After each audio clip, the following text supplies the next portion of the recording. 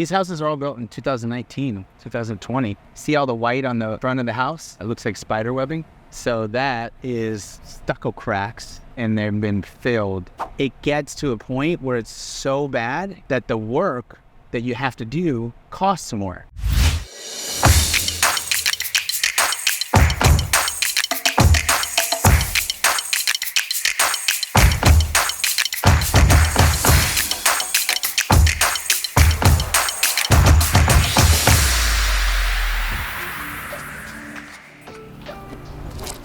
I'm not gonna find oh, here we go, here's one.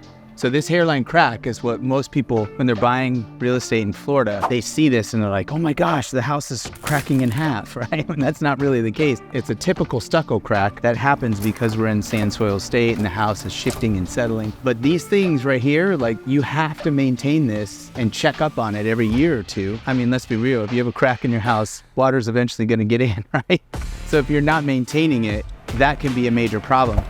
What I want to see is if you can capture this. I want to try to pull up. Look at all these cracks. See all those cracks?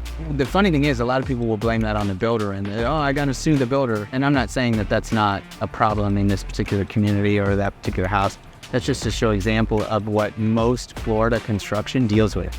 So Florida homeowners, when you see these stucco cracks, these long little hairline stucco cracks, don't freak out.